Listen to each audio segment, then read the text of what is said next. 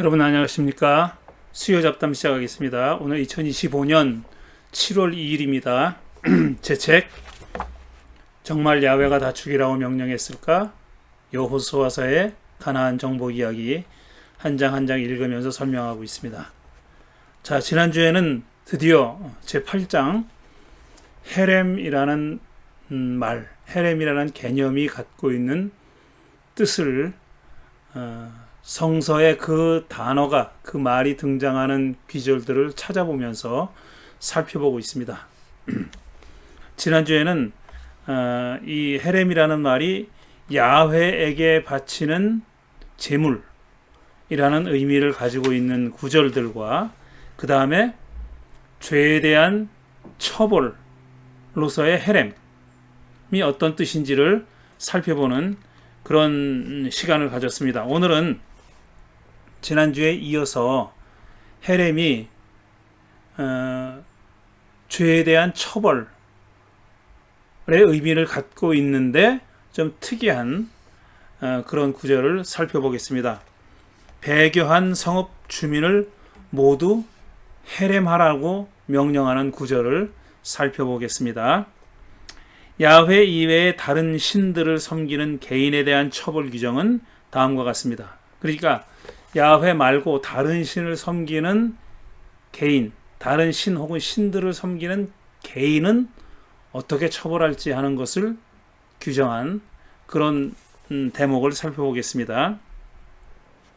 주 당신들의 하나님이 당신들에게 주시는 성읍 안에서나 당신들 가운데서 남자이든 여자이든 주 당신들의 하나님의 눈에 거슬리는 악한 일을 하여 그의 언약을 깨뜨리고 다른 신들을 찾아가서 섬기며 내가 명하지 않은 해나 달이나 하늘의 모든 천체에 엎드려 절하는 사람이 생길 것입니다. 그런 일이 생길 것이라고 이미 예상하고 있는 겁니다. 그러니까 야훼 하나님은 이게 신명기 17장인데요. 그러니까 아직 가나안 땅에 들어가기 전이죠. 근데 가나안 땅에 들어가면은 분명히 배교하고 다른 신을 섬길 그런 자들이 생길 거다 이겁니다. 그럴 때 이렇게 처벌하라는 얘기입니다.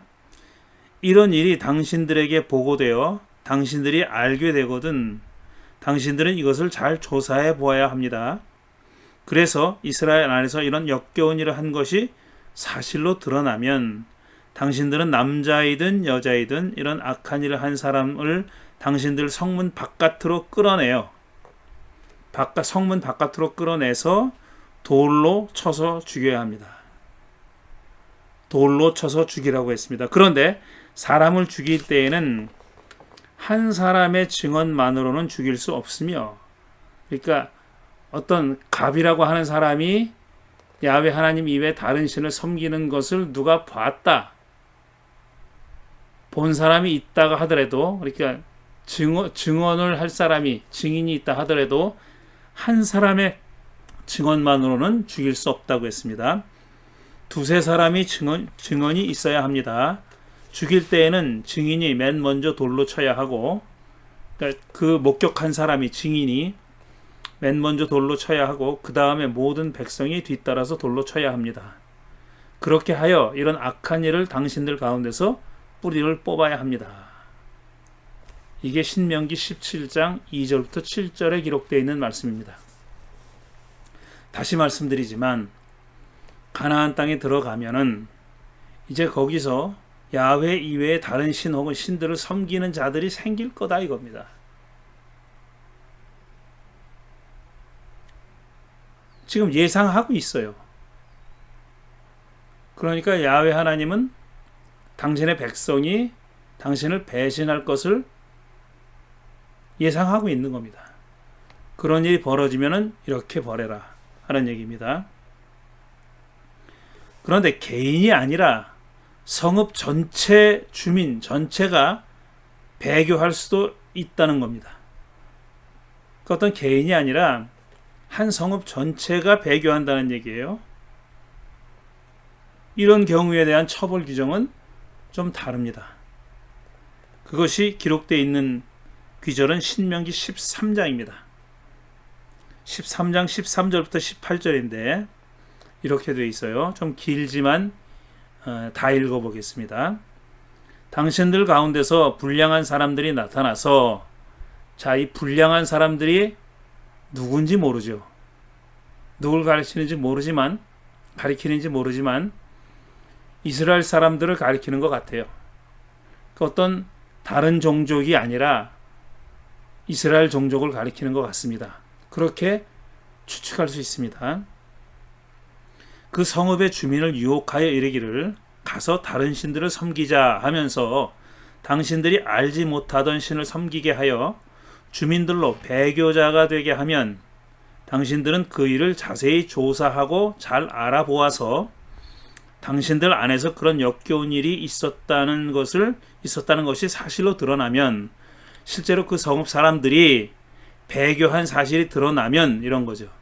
야훼 이외에 다른 신을 섬겼다는 사실이 드러나면 당신들은 그 성읍에 사는 주민을 칼로 쳐서 모두 죽이고 그 성읍과 그 안에 있는 모든 것과 집짐승도 칼로 쳐서 죽이십시오.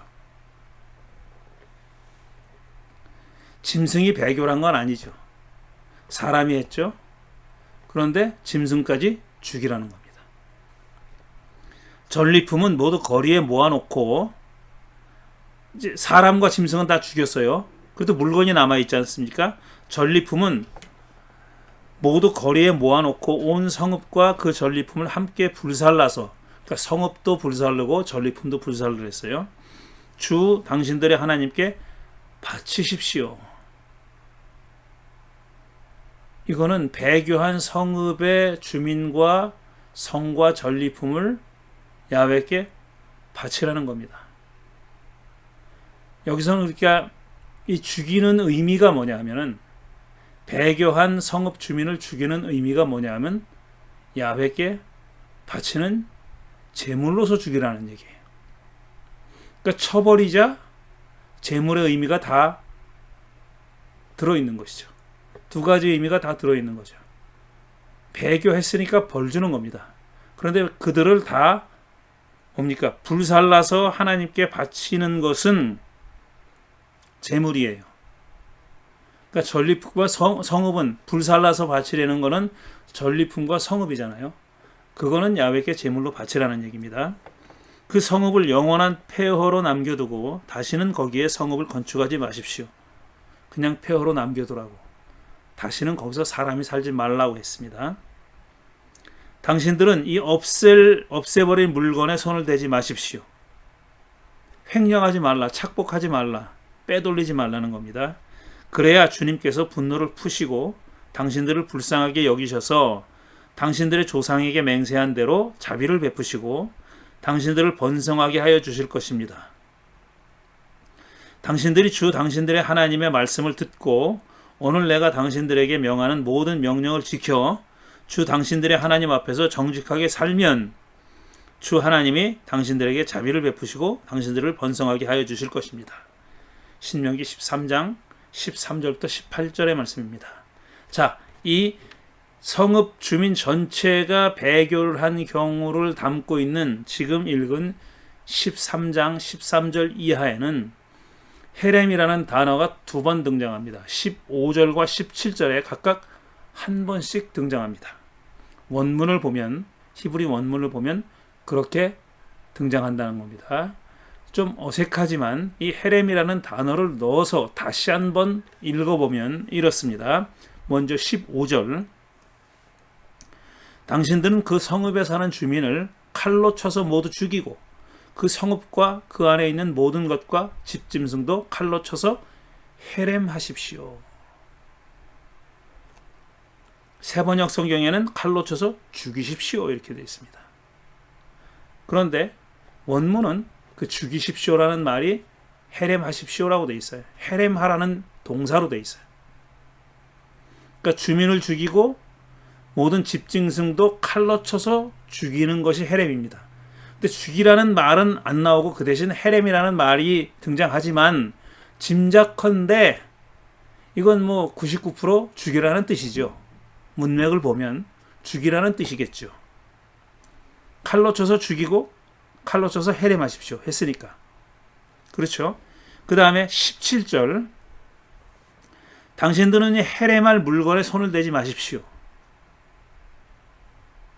그래야 주님께서 분노를 푸시고, 그러니까 뭐냐면은 물건을 얘기하는 거예요. 없애버린 물건에 손을 대지 마십시오 그랬어요. 세번역 성경은. 근데 그게 해림할 물건에 손을 대지 마십시오. 없애버린 물건은 해림할 물건이 원문입니다. 원문에는 해림할 물건이라고 되어 있는 거죠. 그래야 주님께서 분노를 푸시고 당신들을 불쌍히 여기셔서 당신들의 조상에게 맹세한 대로 자비를 베푸시고 당신들을 번성하게 하여 주실 것입니다. 이렇게 되어 있어요. 그러니까 해림할 물건, 해림할 물건에 손대지 말아라 라는 명령입니다. 15절의 해림은 동사이고 죽이라고 했으니까 죽이다라는 동사죠. 그런 뜻을 가진 17절의 해림은 명사입니다. 해림할 물건이에요. 해림입니다. 15절의 해림은 죽이라는 뜻임을 어렵지 않게 짐작할 수 있어요. 17절의 경우에도 16절에서 물건들을 불태우라고 말한 다음 해림할 물건에 손을 대지 말라고 했으니 이것은 불에 타지 않는 물건을 가리킨다고 짐작할 수 있겠죠. 만약에 해림할 물건이 불에 타는 거면 그 16절의 명령대로 했겠죠. 그런데 해림할 물건이라고 했으니까 이거는 아마 불에 타지 않는 물건, 앞에서 바로 앞절에서 태우라고 명령한 물건 이외에 다른 물건인데 아마도 불에 타지 않는 어떤 금속성 물건을 가리키는 것이라고 짐작할 수 있겠죠. 다만 그것을 해림하라는 말이 어떻게 하라는 뜻인지가 분명치 않아요. 해림하라고 했는데 이거 어떻게 하라는 뜻인지, 그 앞에는 불태우라 그랬어요. 그거는 딱 똑 떨어집니다. 그런데 짐작컨대 불에 타지 않는 물건, 불에 태워 없앨 물건 이외의 다른 물건은 해림하라 그랬어요. 근데 해림하라는 말이 무슨 뜻인지, 어떻게 하라는 건지 구체적으로 알 수가 없다는 얘기입니다.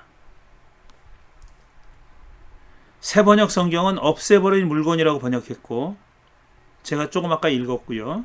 영어 성경은 the cursed thing, that which under the ban, the devoted thing, anything devoted to destruction, 이 등등으로 번역했어요. 그러니까 이 번역, 이 영어 성경, 영어 번역만 가지고도 어떻게 하라는 건지 모르겠어요.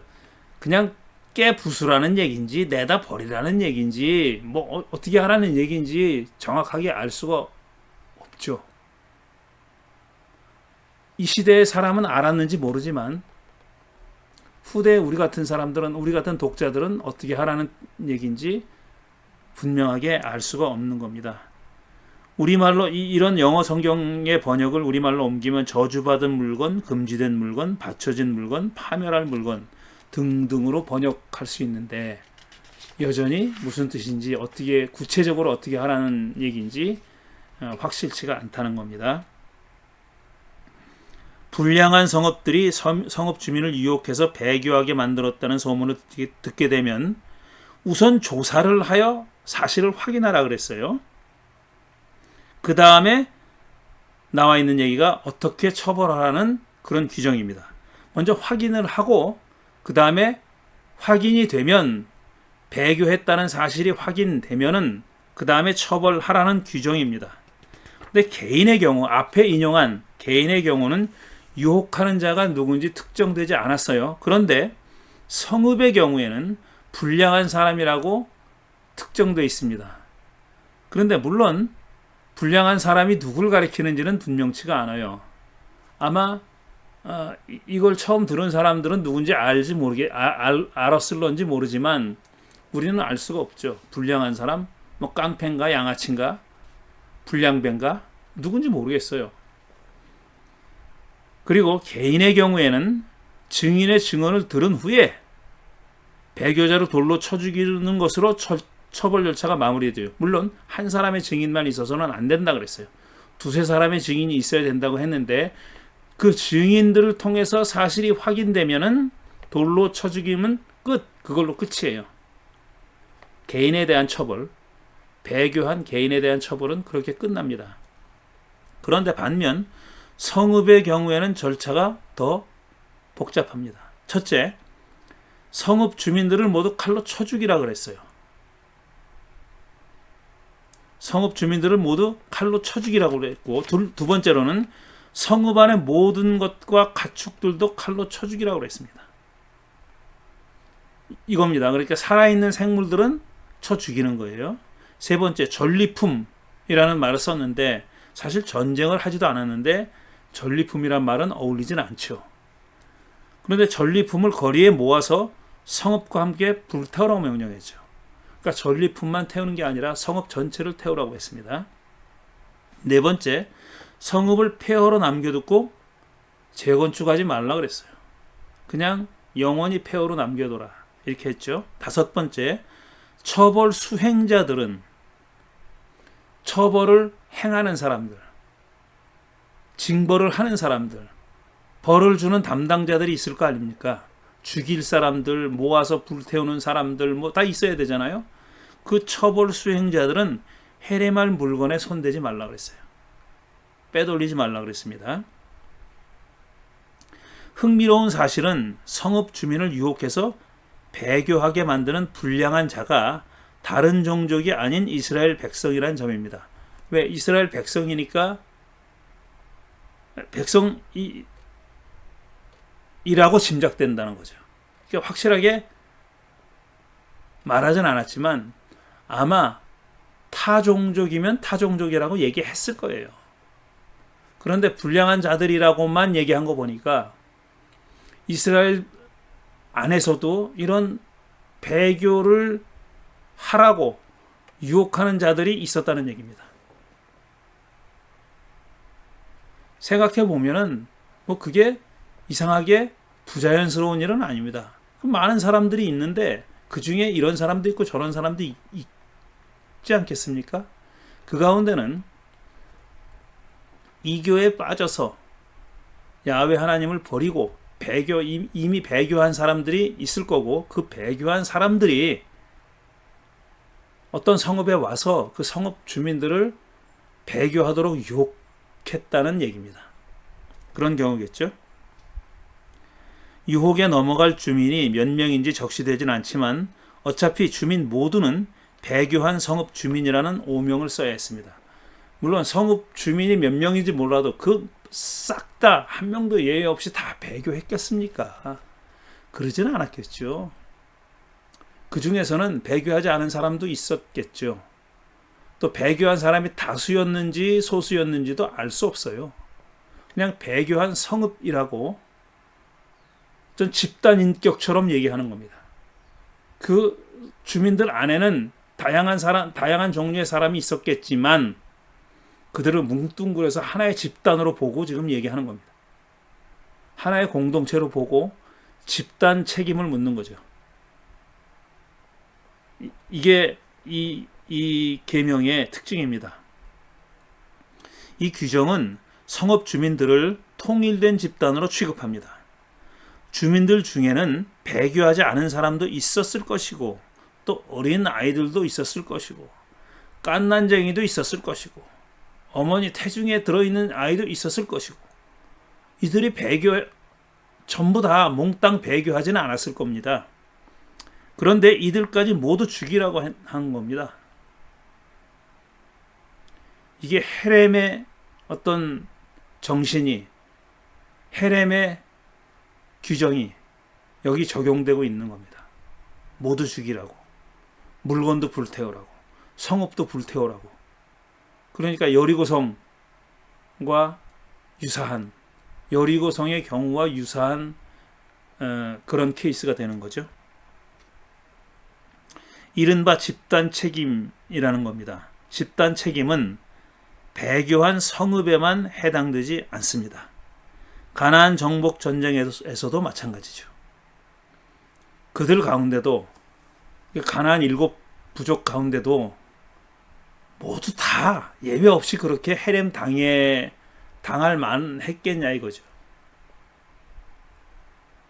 그러니까 이것도 굳이 따지고 보면은 집단 책임을 지운 것이죠.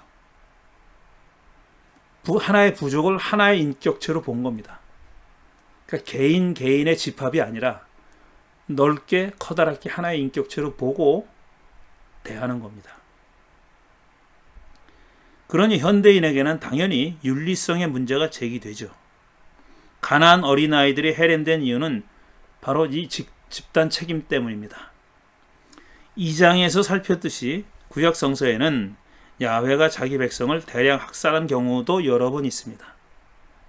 예를 들어서 했죠. 야훼 하나님이 얼마나 폭력적으로 묘사되고 있는, 서술되고 있는 구절들이 있는지를 살펴볼 때 그 야훼 신이 자기 백성을 몰살한 경우들도 있다고 얘기했잖아요.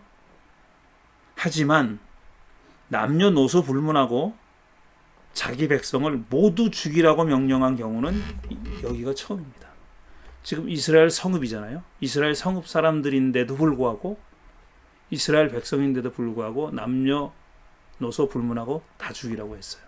짐승까지 다 죽이라고 했어요. 그래서 이 지금 성읍 전체가 배교한 케이스를 지금 들어서 읽은 겁니다. 이게 말하자면 헤렘의 규정을 이스라엘에 적용한 경우라고 볼 수 있는 거죠. 근데 이들이 헤렘 당한 원인은 뭐냐? 배교입니다. 그러니까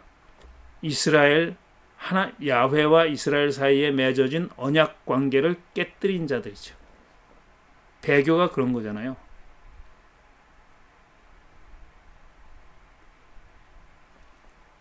언약 관계를 깨뜨린 경우에 헤렘의 명령이 적용된 겁니다. 주민을 몰살하라는 명령과 그것을 실행한 이야기에는 이런 윤리적, 신학적 문제가 있습니다. 그게 문제가 돼가지고 지금 가나안 정복 이야기를 자세하게 읽어보는 겁니다. 가나안 정복 이야기가 불편한 이유도 여기에 있죠. 죄를 범한 자를 죽이는 것까지는 그렇다고 쳐도 죄 없는 자들까지 죽이는 행위는 우리 현대인의 윤리의식으로는 도저히 받아들일 수 없기 때문입니다. 이 점에 대해서는 앞으로도 계속 논의하게 될 겁니다. 배교한 성읍의 헤렘 규정에 담겨있는 의미를 생각해 보겠습니다. 첫째로, 이 죄의 공동체적인 성격을 보여줍니다. 다시 말씀드리지만 개개인이 다 배교를 했다고 볼 수 없어요. 그러진 않았을 거예요. 하지만 책임은 공동체, 그 성읍 주민이 마치 단일한 인격체인 것처럼 공동적으로 공동 책임을 지는 겁니다. 죄의 집단적 성격, 죄의 공동체적 성격, 이걸 보여주는 겁니다. 범죄의 주체로서 성읍 주민을 강조하는 이유가 여기 있어요.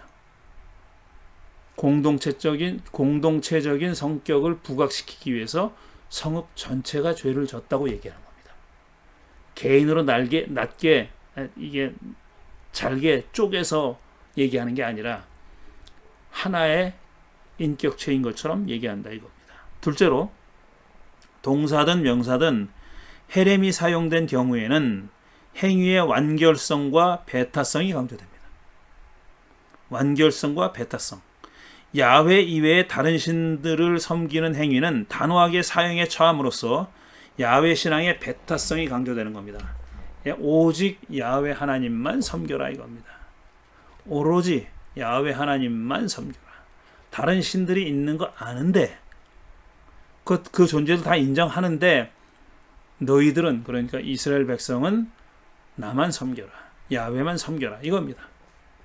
배타적으로 야훼만 섬기라는 거죠. 그렇게 배타성이 강조되고, 주민이든 가축이든 생명 있는 것들은 모조리 죽여야 하고 성읍과 함께 모든 전리품을 불태워 폐허로 만들 뿐 아니라 다시는 재건하지 못하게 함으로써 처벌의 완결성이, 예외가 없는 거예요.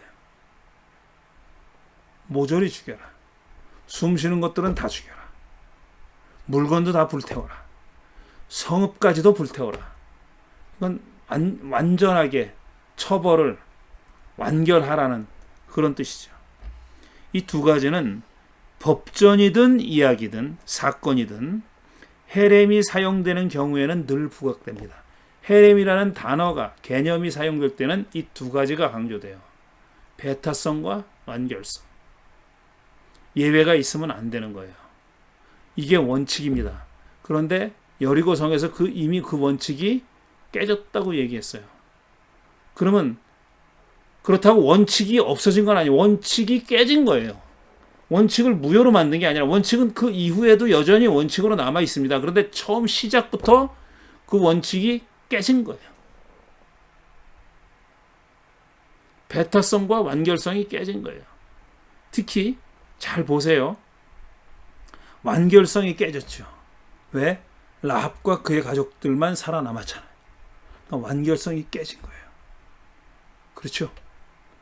그런데 그 여리고성 사건에서 라합 사건에서 깨지지 않은 게 있어요. 뭡니까? 배타성. 심지어는 가나안 사람인 라합 가족조차도 야훼께로 돌아왔어요. 야훼를 인정했어요. 그러니까 이 배타성 안에 개입한 겁니다. 개입된 겁니다. 그러니까 배타성의 일원이 된 거예요. 배타적으로 야훼를 섬기는 사람들의 일원이 된 거예요. 그럼으로써 배타성은 유지되는 거죠. 그러나 여리고성의 이야기에선 완결성이 깨진 겁니다. 아이성 사건과 아간 사건은 뭐냐 하면은 그 완결성을 회복시키는 과정이에요. 아간 때문에 깨어진 완결성을 회복시키는 거예요. 아간이 물건을 빼돌림으로써 완결성이 깨졌단 말이에요. 근데 그걸 회복시키는 과정이 있었고, 그게 뭐냐? 아간과 그의 집안 식구들을 다 죽인 거죠. 그리고 아간이 뺏어간 물건들을 다 회수한 거죠. 그렇게 됨으로써 완결성이 회복된 거죠. 그럼 완결성의 회복은 뭘 위한 거냐? 배타성을 유지하기 위한 겁니다. 그러니까 이 배타성과 완결성 둘 중에 어떤 신학이 더 우위에 있는 신학이냐 하면은, 그리고 헤렘을 구성하고 있는 두 가지 중요한 신학적인 띠임이 있어요. 그게 바로 배타성과 완결성입니다. 그런데 두 가지 신학적인 주제 가운데도 어느 것이 더 우선적이냐 하면은 배타성이에요. 그러니까 완결성은 회복이 가능하지만 배타성은 회복이 가능하지 않아요.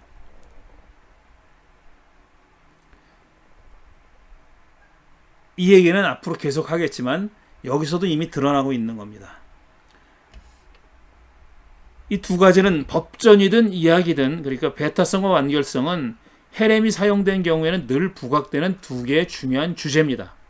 셋째로, 생명 있는 모든 것을 몰살하라는 명령은 야훼의 명성과 권위가 심각하게 침해당할 수 있는 경우에 주어지는 겁니다. 그러니까 헤렘의 명령이 주어지는 경우에는 어떤 경우냐면 야훼의 명성과 권위가 심각하게 침해된 경우입니다. 그러니까 침해될 수 있는 경우에는 헤렘의 규정이 적용되는 거예요. 사람과 사람 사이에 어떤 극악한 일이 벌어졌다고 해도 헤렘이 적용되지 않아요. 이건 정말 배타적으로 야훼 신의 명성과 권위에 심각한 손상이 가는 경우에 적용하는 그런 명령인 겁니다. 그 경우에는 범죄 당사자만 처벌하는, 그러니까 사람 사이에 저질러진 죄는 여기에 해당되지 않아요. 사람 사이에 저질러진 죄의 경우에는 범죄 당사자만 처벌하면 됩니다.